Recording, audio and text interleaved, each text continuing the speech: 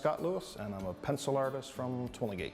All my life I've been drawing. I remember being like 10, 12 years old, being in my room for hours doing drawings of boats and icebergs, and probably at the time I was into wrestling and rock stars. I would draw pictures of those, so I really didn't stop much, and even all throughout high school I just kept it up and kept it up and got better and better. So pencil was always something I just really enjoyed, and it's so simple just to pick up a pencil, piece of paper, and start.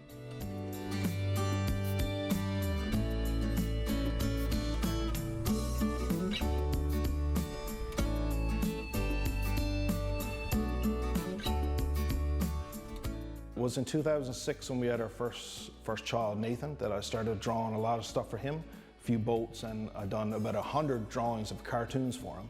And my interest started to come back, and I'd done a few drawings, and people wanted to buy, they admired it and they wanted to buy it, so I made a few cheap Xeroxes, and it just snowballed from there until I built my own gallery.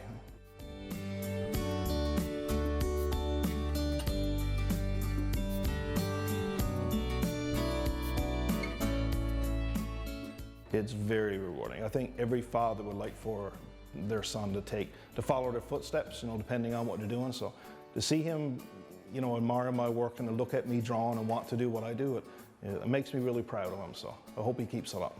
I love it. I absolutely love it. The more he makes, the better. He did a drawing last year of a longliner, and he sold about 257 copies.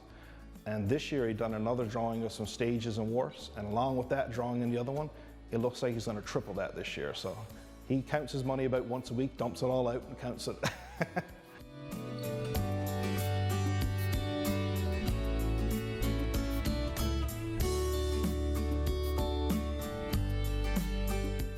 I usually get a photo of a main subject. Like if I was going to do a picture of an iceberg, I would get a nice picture of an iceberg, and I would draw it, maybe even add a few things to it to make it more interesting looking. And then I also do a lot for my imagination. So if I'm going to do the water around it, it could be a lot for my imagination and the clouds. And as long as I got something to go by, I have done a few just from my imagination, but of course it's a lot more challenging. But it's a lot easier to go by photo. It takes about anywhere from 50 to 70 hours depending on the piece I'm working on. And I do what's called stippling or pointillism. And it's a series of dots, so my finger or my hand is just like a sewing machine, just doing dot, dot, dot, dot, dot, dot, dot. And when it's finished, it just is really nice looking. You don't see where the pencil stops and starts like if you do shading. So it's a medium I fell in love with, and that's what I continue to do, is the stippling.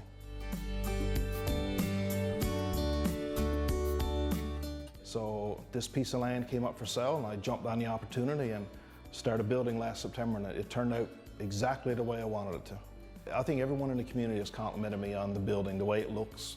I got a 18-foot long lobster trap built next to the building to attract the tourists, and the huge puffin that I got put on the mural that I got put on my building, and the whole building just in general. Everyone's saying how beautiful it looks, and they've all came up, shake my hand, and admired me for it. So because I live in Twillingate, that I can do something like this for a living. And I love it here. I don't think I'd ever want to leave. So, and we've been getting, it seems like in the past few years, we've been getting more and more tourists come here, despite the fact we don't have any icebergs this year, which was a very unusual year. But everyone seems to have 4 or 5 places in mind when they hit Newfoundland, and Twillingate is one of them. So I'm very fortunate to live here to be able to do this.